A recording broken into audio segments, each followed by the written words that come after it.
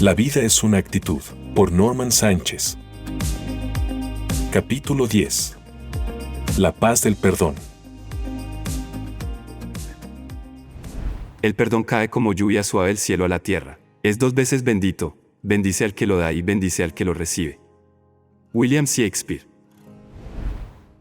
Tras 9 meses de un duro embarazo, agobiado por un indescriptible malestar, incomodidades, antojos, noches sin dormir y muchas complicaciones, finalmente di a luz al sueño por el que tanto luché y al que, por poco, estuve a punto de abortar. El 2 de septiembre inicié labores en el colegio metodista. La directora me llevó a hacer el recorrido por todas las instalaciones, y de paso me presentaba a quienes serían mis compañeros de trabajo. Todos me acogieron con mucho cariño y desde el primer día me hicieron sentir parte del equipo. Así como en cada conferencia o seminario recurría al uso de dinámicas, juegos, ayudas audiovisuales y cualquier herramienta práctica para enseñar, asimismo preparaba todas mis clases, pues mi objetivo era hacer que desde el primer día los estudiantes encontraran en la materia de ética y valores algo atractivo que, además de instruirlos, también les suscitará gran expectativa. Siempre he creído que un maestro debe tener muy bien definidos 2 aspectos fundamentales para ejercer correctamente su función como educador: la vocación y el llamado. No solo por la obligación de impartir conocimiento, sino por la responsabilidad de entrenar y adiestrar. Entendiendo que nuestros destinatarios son seres humanos en un proceso de transición, a los que debemos impactar para el resto de sus días. Según el diccionario, vocación es la inclinación o interés que una persona siente en su interior para dedicarse a una determinada forma de vida. Por otra parte, la palabra llamado viene del término griego kaleo y se usa para convocar o invitar a seguir una visión o un deseo intenso. Otros sinónimos de esta palabra son propósito, potencial, pasión, destino, don, talento. Teniendo claros ambos conceptos, el rol de un docente dejará de ser una pesada carga que cree estar forzado a arrastrar para recibir un cheque cada 15 días y subsistir en medio de quejas y frustración por tener que hacer lo que no le gusta. A pesar de haber sido un pésimo estudiante, nunca olvidé ni olvidaré a esos profesores que se las ingeniaban para hacer de sus clases algo realmente divertido. Puedo asegurar que esos hombres y mujeres que más se robaron mi atención fueron aquellos que, sin importar su asignatura, historia, geografía, inglés, matemáticas, se inventaban cualquier cantidad de formas y estilos para enseñar con efectividad. Todo lo opuesto sucedía con esos que no se salían del libreto, esos que veían como una herejía la posibilidad de sonreír, de congraciarse y de cortar distancias con el estudiante. Me refiero a aquellos profesores de la era paleolítica que, a través de la imposición de reglas inquebrantables, regaños, gritos y hasta castigos, intentaban transmitir conocimiento e imponer su autoridad. Y ni hablar de esos que siempre caminaban al límite de la pasividad y convertían las aulas en salas velatorias, donde la monotonía y el aburrimiento gobernaban todo el ambiente durante largos e inoficiosos 45 minutos. De hecho, y sin el ánimo de exagerar, cuando yo estaba en 6º grado, las clases del profesor de biología eran tan tediosas, que todos los estudiantes nos quedábamos dormidos. Literalmente era como un somnífero, y por esa razón el sobrenombre que le pusimos a ese docente, anestesia. Una frase de un autor anónimo ilustra de forma precisa los resultados de esa infructuosa y estéril metodología. Qué aburrida debe ser la existencia de aquellas personas, que en su vida y en su trabajo, tienen que hacer todo según el manual. Anónimo. Gracias a que, sin perder mi lugar, siempre me he colocado en la posición de quienes me escuchan, logré hacer de cada clase una experiencia grata para todos los estudiantes. Entendía que yo solo estaba de paso en sus vidas, y que no podía desaprovechar la oportunidad de impactarlos a la hora de dictar mi asignatura. Por eso procuraba llevarlos a la cancha de fútbol, al bosque, al coliseo de deportes. Y otras veces les ponía la tarea de comprar materiales como vendas de yeso con las que construíamos máscaras usando como moldes sus propios rostros, y así hablar sobre el tema de las apariencias. En fin, no me permitía ceder el espacio a la uniformidad de lecciones teóricas inalcanzables. La señora Lida Cascante me felicitaba frecuentemente por la labor que estaba desempeñando en la escuela, y en cada reunión de profesores o de padres de familia, me abría el espacio para compartir una reflexión de 5 o 10 minutos. Aunque mi horario de entrada era a las 7 de la mañana, yo siempre llegaba 1 hora antes para conversar un rato con el jefe de arriba, y para terminar de alistar todo lo concerniente a las clases de la jornada. El 15 de septiembre llamé a mi madre para despedirme antes de su partida a Europa. La noté muy animada, le dije que le sacara el mejor provecho a ese viaje, que por favor disfrutara de la oportunidad que tenía, y le recordé cuánto la amaba. Me dio su bendición y quedamos en que muy pronto nos volveríamos a encontrar. Ya para esos días empecé a notar un cambio significativo en la actitud de mi esposa Julia. Era más receptiva, me hablaba con cortesía y, de la nada, también me decía que me extrañaba y que aún me amaba. El paquete de la felicidad era casi completo, y ahora veía mucho más cerca la otra parte de la visión que declaraba y que había escrito, la restauración del matrimonio y el reencuentro con la mujer de mi vida, y con mi pequeña Tina Tina. Llegó el miércoles 2 de octubre, una fecha en la que cumplía mi primer mes tocando, caminando y disfrutando de ese sueño que meses antes, ciertos elementos me dijeron que era imposible. Esa mañana llegué al colegio a la hora acostumbrada, y curiosamente tuve una extraña sensación acerca de mi padre. Pese a la inquietud que sentí por él, el día transcurrió con total normalidad. Regresé a casa, descansé un rato, me puse a leer y a eso de las 7 de la noche salí a comprar una tarjeta telefónica para llamar a mis hijos, Nati y Santis, que aún vivían en los Estados Unidos. Deseoso de escucharlos marqué el número desde un teléfono público, y la que contestó fue Lucy, su madre. La saludé y le dije que por favor me comunicara con los niños. Me respondió que con mucho gusto, pero antes me preguntó que si yo sabía lo que le había ocurrido a mi padre. Angustiado le dije que no. Y sin ningún tipo de analgesia me dijo, Norman, a tu papá lo mataron esta mañana. Como un loco, y sin importar las personas que estaban a mi alrededor, caí al suelo. Empecé a gemir y a dar gritos aterradores que revelaban el intenso dolor que sentía en ese momento. La gente se agolpaba aterrada, y algunos preguntaban qué era lo que me pasaba. Yo solo daba alaridos diciendo, mataron a mi padre, mataron a mi padre. Allí estuve por espacio de media hora. Minutos después, William me encontró en ese estado y como pudo me levantó. Regresamos a la casa y en cuanto me repuse salí a llamar a mi esposa. Lloramos juntos, trató de consolarme, me manifestó que asistiría al velorio y me dijo que pronto estaría a mi lado. Esa noche no pude dormir. Al día siguiente preferí irme a trabajar, porque intuía que el encierro me haría más daño. Cuando llegué a la escuela, todavía en shock, y como viviendo una realidad que me costaba creer, me fui directo a la oficina de la directora para dejarle saber lo que había sucedido. Ella me sugirió que, ante la gravedad de la situación, me tomara unos días. Pero yo me negué y le dije que necesitaba estar allí, cumpliendo con mi labor. En un acto que marcó mi vida para siempre, en medio de ese dolor que yo estaba experimentando, a eso de las 8 de la mañana, todos los estudiantes de tercero a sexto grado hicieron una fila interminable para abrazarme y ofrecerme sus condolencias. De igual modo, nunca olvidaré la solidaridad y consideración de todos mis compañeros de trabajo. Uno de ellos en particular, que a través de un familiar que laboraba en la Embajada de Costa Rica en Bogotá, adelantó todo el proceso para tramitar la visa de mi esposa y de mi hija, y así tenerlas pronto a mi lado. Ese día me enteré que justo en el momento en que yo tuve esa extraña sensación pensando en mi viejo, a esa misma hora lo estaban asesinando. Según las autoridades, curiosamente el día del ataque le cambiaron el conductor, y poco antes de llegar al ingenio azucarero donde prestaba sus servicios como asesor laboral, 2 hombres en una moto de alto cilindraje se acercaron al vehículo. El parrillero desenfundó una pistola 9 milímetros y acabó con la vida del chofer. Luego se bajó de la motocicleta, disparó 20 veces contra la humanidad de mi padre, y segundos después huyeron de la escena. Increíblemente, mi papá no murió en el lugar de los hechos, falleció casi 45 minutos más tarde, cuando lo estaban entubando en un centro hospitalario. Recuerdo que fueron días bastante complejos. No quería ni pensar en mi mamá, quien para ese momento, estando en Venecia, Italia, ya se había enterado de lo ocurrido, pues el mismo día del asesinato, ella sintió que algo estaba pasando, y presa de un ataque de nervios, llamó a la casa de mi hermana Angélica. La empleada contestó y después de un escueto y rápido saludo, mi madre le dice que ella sabe que algo malo está sucediendo y que le ordena que le cuente la verdad. La mujer, con mucha cautela y temor, simplemente respondió, bueno, señora Amanda, su esposo tuvo un accidente. Mi madre colgó y se comunicó con un familiar, que le contó detalles de los hechos, y eso fue suficiente para que el mundo se le viniera abajo y el tour por Europa se convirtiera en el viaje más largo y tortuoso de su vida, ya que no hubo forma de regresar a Colombia en ese momento. Vivir a distancia la intensidad de ese duelo no fue nada sencillo para mí.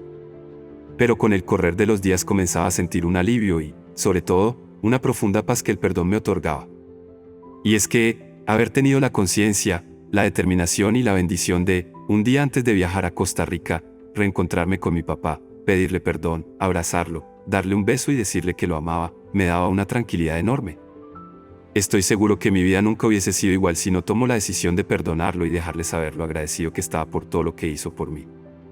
A través de varios años de estudio, siendo autodidacta, aprendí que detrás de cada actitud negativa, comportamientos pendencieros, iras, agresividad y patrones de abuso, existe una o muchas historias no contadas y, por supuesto, no resueltas. Eso me permitió comprender a mi padre y verlo con mucha consideración.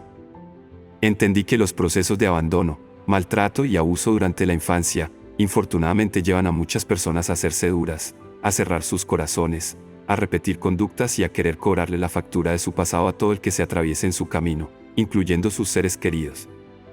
No ven la luz debido a ese intenso dolor que prefieren mantener en secreto porque, para ellos, exponerlo sería mostrar debilidad. Por eso se hacen crueles, despiadados, insensibles, intolerantes y en ocasiones inhumanos. Creen que si ese trato funcionó con ellos, funcionará con los demás. En cambio, otras personas reaccionan muy distinto. Caen en una profunda emotividad, se vuelven frágiles, son pusilánimes, se deprimen fácilmente y desarrollan una codependencia que las esclaviza y las hace supremamente vulnerables.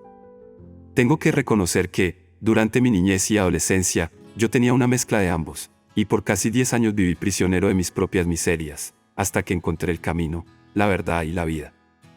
Es cierto que me tomó mucho tiempo llegar al nivel de percepción y compasión donde me encuentro hoy. Pero puedo asegurar con toda veracidad que el perdón es un punto de inflexión determinante a la hora de buscar la paz y la libertad de nuestro yo interior. Podemos utilizar y, literalmente, enraizar miles de excusas para defender y argumentar por qué la persona que nos hirió no merece nuestro perdón. Sin embargo, nuestros razonamientos y los efectos del daño recibido no afectan en lo más mínimo a quien consideramos que es nuestro verdugo y deudor. La falta de perdón es una receta peligrosa con ingredientes muy particulares al que, luego de un proceso de mezcla continuo, le autorizamos que se enquiste en el molde de nuestro entendimiento y posteriormente, a temperaturas altísimas, la llevamos al implacable horno de nuestras emociones y sentimientos, donde al cabo de un tiempo nos llevará a disfrutar de un buffet muy variado que, según algunos especialistas, puede afectar dramáticamente el alma y el cuerpo. Efectos en el alma y en el cuerpo. Tristeza, afecta el sistema inmunológico. Depresión, aumenta la presión arterial. Ansiedad, dispara la tensión muscular. Odio, altera función de glándulas sudoríparas. Rencor, resentimiento, ira, enojo, amargura, desestabiliza hormonas como adrenalina, cortisol y norepinefrina. Puede causar artritis y varios tipos de cáncer. Y como si todo lo anterior no fuera suficiente, algunos especialistas aseguran que nuestro cerebro entra en lo que se denomina la zona de no pensamiento, un estado cognitivo que trastorna seriamente las facultades mentales y nos impide pensar con lucidez, tanto que hallar soluciones creativas a problemas cotidianos se convierte en algo inalcanzable. Cuentan los historiadores que, por allá en la Roma del siglo I, cuando gobernaban emperadores como Calígula, Claudio y Domiciano, se introdujo la tortura judicial y extrajudicial, que hicieron extensiva a los responsables de algunos crímenes, como el homicidio. De hecho, cuando alguien era declarado culpable de asesinato, no solo lo confinaban en un calabozo de 2x2, sino que le ataban manos y pies con cadenas, para luego amarrarle a la espalda el cadáver de la persona que había matado. Más allá del encierro y del aislamiento, lo que se pretendía con tal vejación, era que en la medida en que el cuerpo del finado se iba descomponiendo, los gusanos de este se comieran vivo al asesino. Si lo ponemos en perspectiva, cuando la falta de perdón ha cenido en un ser humano, este ya ha decidido asesinar al ofensor en su corazón. Por lo que, en el ámbito espiritual, queda preso y atado a pesadas cadenas. De la misma forma, se autoimpone el castigo adicional de llevar el muerto encima y en plena putrefacción. Como consecuencia, los gusanos, que representan cada uno de los pensamientos del ofendido, lo devoran y lo torturan lentamente las 24 horas del día. No se trata de minimizar el dolor de una herida, cualquiera que ésta sea, pero al igual que cuando sufrimos una cortada profunda que no debemos esconder ni ignorar porque se puede infectar o desangrarnos, asimismo debemos actuar cuando se trata de una ofensa recibida. Inexorablemente vamos a experimentar decepción, angustia, aflicción, pesar, abatimiento y muchas más que se desencadenan en el momento del agravio. Por eso, debemos comprender que el perdón no es un sentimiento, sino una decisión. Cuando así lo vemos y lo asimilamos, estamos más cerca, en el tiempo correcto, de tomar la decisión de iniciar el proceso o el compromiso de cambio personalizado que nos conduce al perdón. No se da de la noche a la mañana, y la recuperación es semejante a la de una persona que ha sido atropellada por un vehículo. Debe ir inmediatamente al hospital, someterse a todo tipo de exámenes, si es necesario pasar por cirugías con colocación de tornillos o platinas, transfusiones de sangre, dieta especial, reposo y esperar a que le den de alta. Pero ahí no termina todo. Días después, deberá tener la voluntad y la disciplina para cumplir con el rigor del postoperatorio y la fisioterapia, así como tomar los medicamentos por el tiempo sugerido y a la hora correcta. Usted pensará, este asunto del perdón es muy complicado para mí. Entonces, ¿cómo puedo perdonar? Hay 6 aspectos que pueden ser de gran utilidad a la hora de tomar la decisión de conceder el perdón a quien nos ha herido. 1. Reconocer que mi vida es la más afectada por la falta de perdón. 2. Sin restarle importancia, debemos aceptar que muchas veces nosotros también hemos ofendido y lastimado a otras personas. 3. A pesar del tamaño de nuestras ofensas, otros nos han perdonado. 4. Renunciar al papel de víctimas. 5. Liberarnos del control y del poder que alguna vez le otorgamos al ofensor sobre nuestras vidas. 6. Dejarlo ir. Wikipedia define el perdón de la siguiente manera: es disculpar a otro por una acción considerada como ofensa. Es renunciar eventualmente a vengarse, o reclamar un justo castigo o restitución, optando por no tener en cuenta dicho agravio en el futuro. Llama la atención el uso de la palabra renunciar, que según el diccionario Word Reference hace alusión a dejar voluntariamente algo que se posee o a lo que se tiene derecho. B. Desistir de hacer lo que se proyectaba o deseaba hacer. Algunos de los sinónimos del término en cuestión son dimitir, abdicar, abandonar, desertar, retirarse, cesar, desistir y rehusar. A través de este libro, he procurado ser lo suficientemente gráfico con todos los detalles de mi historia, para mostrarle a los lectores la gravedad de las heridas que cargué por mucho tiempo. Decenas de veces confesé que nunca perdonaría a mi papá, pero cuando me comprometí a darle un giro a mi existencia, entendí que era imposible edificar sobre un terreno lleno de basura. Me tomó tiempo, lágrimas y mucho dolor. No obstante, al encontrar el amor propio y mi valor como persona, decidí darle vuelta a la página y escribir una historia diferente en mi vida y en la de mis hijos. Debo enfatizar que no solo mi padre me lastimó. Como yo también lo he hecho, muchísimas personas me han fallado, me han humillado, me han herido, me han usado, me han explotado y también me han traicionado. Pero por la salud, la paz y el bienestar de mi ser interior, a todas las he perdonado voluntariamente, incluyendo a los que planearon y ejecutaron la muerte de mi papá. Hoy doy gracias por cada una de ellas, porque me ayudaron a crecer, a aumentar el umbral de resistencia y a desarrollar un poco más mi carácter. Este es el mundo en el que vivimos, un centro de alto rendimiento, donde seremos entrenados y procesados para desarrollar habilidades que nos permitan correr con gallardía la dura carrera de la vida.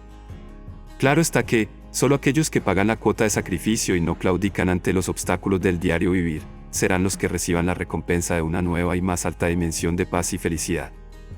En la ruta hacia el crecimiento y el desarrollo humano, no existen los atajos. Tampoco funciona la inmediatez de la era virtual, que con un clic nos acerca a otros mundos, y mucho menos la opción de entrar en un microondas creyendo que en 5 minutos vamos a estar listos. No hay pócimas mágicas, riegos, baños, amuletos, o ninguna piedra que podamos colocar para cruzar el a veces turbulento río de la vida. La vida no se hace más fácil o más indulgente, nosotros nos hacemos más fuertes y resilientes. Steve Maraboli. Ya se habían cumplido 40 días después del asesinato de mi padre y el día a día se hacía más llevadero, aunque a veces los recuerdos me robaban una que otra lágrima. Por fortuna, mi esposa tenía las visas en su poder y ya habíamos comprado los tiquetes para el 17 de diciembre.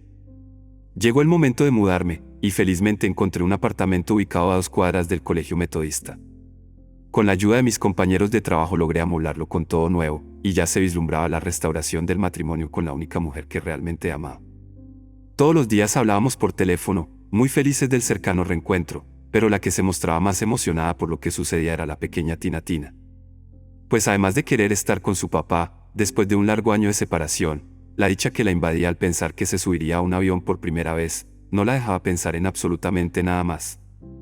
Con todo listo e impecable en el nuevo apartamento, fui a recoger a mi esposa y a mi hija con una compañera de trabajo. Estaba muy ansioso y más que agradecido, porque otra vez el poder de una fe intransigente me llevaba a tocar y a experimentar la consumación de un milagro que creí y declaré hecho por mucho tiempo, a pesar de tanta resistencia. Miles de pensamientos se cruzaban por mi mente, pero lo único que tenía claro era no desaprovechar esta segunda oportunidad, convencido de que solo las acciones revelarían la clase de hombre, de esposo y de padre en el que ese difícil pero eficiente proceso me había convertido. Fue imposible contener el llanto cuando las vi salir por la puerta principal del aeropuerto. Nos fundimos en un largo y fortísimo abrazo que no queríamos terminar. Les di la bienvenida y salimos de aquel lugar. Ya en el vehículo de la compañera que me había llevado al terminal aéreo, notaba que mi hija Valentina me analizaba de arriba abajo, pero no me hablaba. Llegamos al apartamento, y felices de estar otra vez reunidos iniciamos una nueva vida en la que la paz del perdón nos ayuda a dejar atrás las desavenencias, los desacuerdos, las ofensas y todo lo que causó heridas y distanciamiento. No le permitimos al pasado que arruinara nuestro presente, y nunca le abrimos la puerta a los tristes recuerdos para que nos robaran la dicha de ser familia una vez más. Tina se mostraba muy tímida y distante conmigo. Solo entraba al baño con su mamá, y hacer que se me acercara fue toda una odisea las primeras semanas en Costa Rica. Aunque su actitud me estremecía, decidí no presionarla y darle tiempo al tiempo, para que se sintiera cómoda en su nuevo hogar al lado de papá.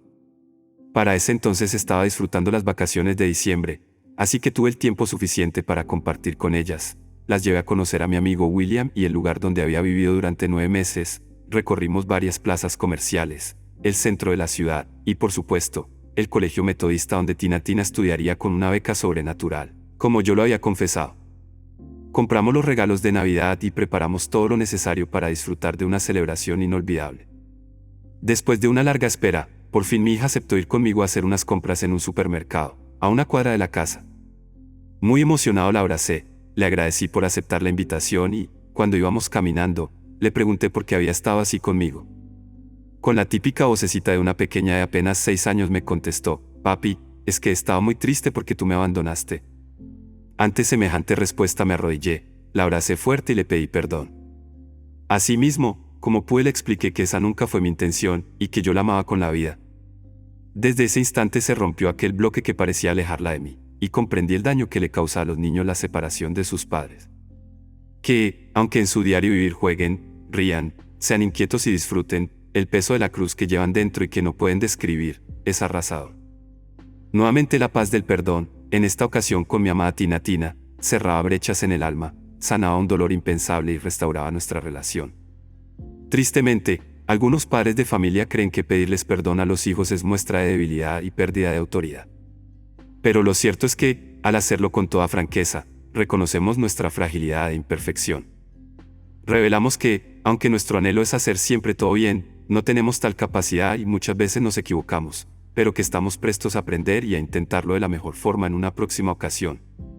Cuando comprendemos e interiorizamos que nuestros hijos no son un objeto más en nuestras pertenencias, sino diamantes en bruto para pulir sobre la base del amor, la tolerancia y el respeto, a la hora de pedirles perdón les estaremos enseñando que el cuidado de ellos como seres humanos está por encima de nuestras propias ideas y razonamiento. Esto, indefectiblemente genera un enlace positivo para que, en este caso, nuestros hijos puedan curar el dolor y las heridas que hayamos podido causar. Recordar que también nos equivocamos con nuestros padres nos permitirá tener un panorama distinto cuando se trata de comprender a nuestros hijos. Entiéndase bien que comparto 100% el hecho de que la educación debe ir acompañada de corrección y disciplina. Pero no podemos ignorar que, sin el ingrediente fundamental del amor, estaremos imponiendo un régimen que funcionará los primeros años, pero llegada la adolescencia todo ese sistema se vendrá abajo, y será pisoteado por la obstinada contumacia de hijos rebeldes que se cansaron y dijeron, basta ya. Recuerde que la imposición no genera disposición, y esto aplica en absolutamente todos los ámbitos y las esferas de la vida. Volviendo al tema del perdón, cuando comprendemos que lo podemos utilizar como un instrumento de enseñanza y de disuasión inteligente, nos vamos a abstener de condicionarlo con juicios que predisponen a la toma de conciencia de la otra persona. Ejemplo: hijo, te pido perdón por haberte gritado, pero te recuerdo que lo merecías porque tu actitud no era la correcta y te lo advertí muchas veces. Cuando lo hacemos desde esa posición, le estaremos dando argumentos para que se atrinchera y se defienda, quizás apelando a la manipulación. Pedir perdón debe estar limitado a eso, a pedir perdón. No se trata de una lucha de poderes, ni tampoco de imponer la autoridad y casi que doblar el brazo de nuestro oponente, para que de una vez por todas entienda quién es el que tiene la razón. Al pedir perdón, el único objetivo importante es llegar a la reconciliación y restablecer la conexión. Dos elementos que, luego de un conflicto, exigen el esfuerzo significativo para lograr acuerdos y resultados a nivel de relaciones. Tampoco se trata de renunciar a los criterios de evaluación ni a nuestras preferencias. No es ceder ante las emociones para que nuestros hijos crean que, como nos equivocamos, entonces ahora se hará a su manera. Simplemente reconocemos la equivocación y demostramos que vamos a seguir preservando las ideas concebidas, pero la próxima vez, sin agresión. Pedir perdón no siempre significa que estás equivocado y que la otra persona tiene razón. Simplemente significa que valoras más tu relación que tu ego. Anónimo.